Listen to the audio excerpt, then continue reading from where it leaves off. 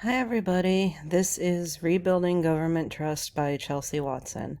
And before I begin, I would just like to let you guys know that I have come down with the flu, so please forgive me if I sound a little bit odd today. Americans expect the government to always do the right thing, but that is often not the case because the government has a lot to manage. And the interesting thing is that the approval and government ratings are hovering near historic lows ever since the coronavirus pandemic started. But I'm going to explore what are the reasons behind this distrust and what can the government do to regain our trust. It's really interesting because when it comes to the quote unquote bigger, more serious things like natural disasters and terrorism, it seems as though the government has a higher approval rating in those categories. However, even the local and state governments, which usually have higher numbers, declined quite a bit during the pandemic. Public perception of our government largely stems from the fact that people kind of see the government as one entity, which is not really true, and because of this, there's a lot of challenges that the government faces. In order to evaluate this, we're going to look at two of the pillars of public administration, which are accountability and efficiency. Accountability is defined in our book as the extent to which one must answer to higher authority, legal or organizational, for one's actions in society at large or within one's particular organizational position. So what this means is that managers and higher level officials need to take responsibility and do the right things and run their agencies or organizations with ethics and honesty. Efficiency is defined in our book as competence as well as speed and performance. And what this means is that we expect our government to do their jobs competently and ethically, but also do them quickly. Because in the case, for example, of the pandemic, people lost their jobs, financial states, for a lot of people were decreased. A lot of people are struggling, and it took a long time for the government to actually give us any help on that. However, at least in my opinion, during the Trump era, that was a little bit more efficient and accountable because he basically gave stimulus money to virtually everyone, and we did not have to file taxes for it. There was no mention of us having to pay it back.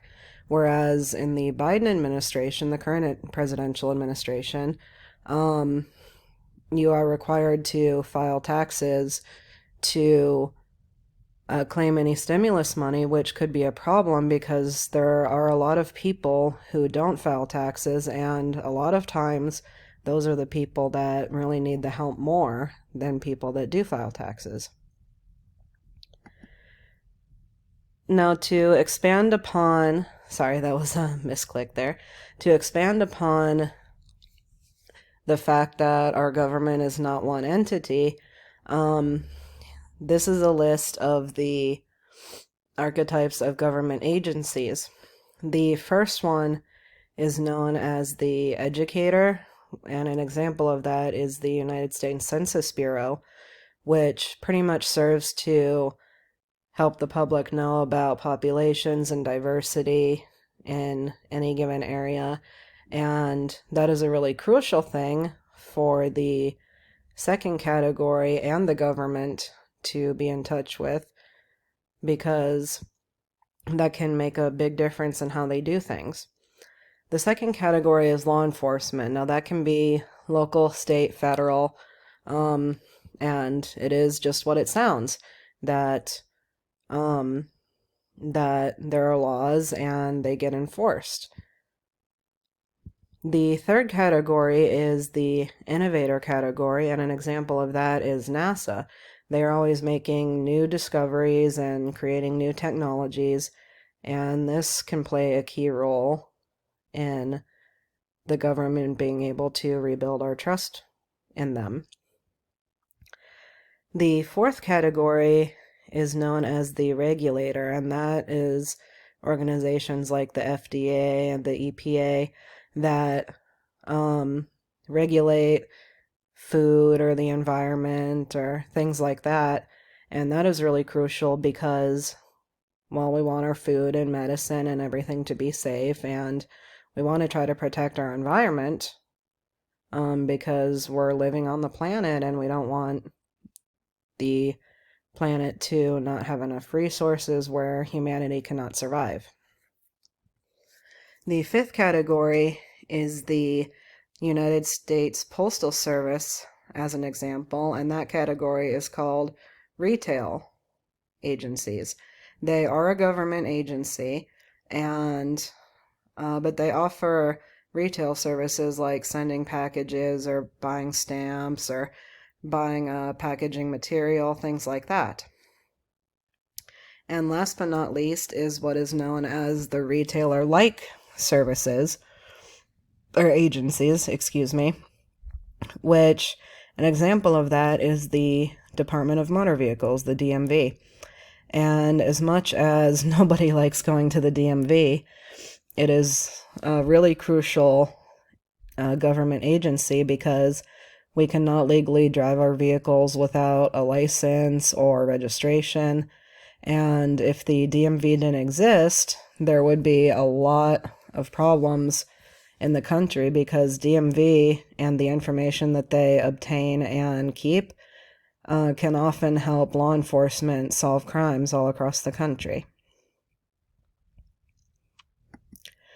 And so, in conclusion, the trust of the American people in our government is near historic lows, but in order to fix that, we need to understand that the government is not one entity, and what that will do is that will change public perception of the government because each agency should be held accountable and their efficiency evaluated separately, because it's not fair to evaluate our government as a whole. Some agencies do a better job with accountability and efficiency, some and ethics, and some do not do as well.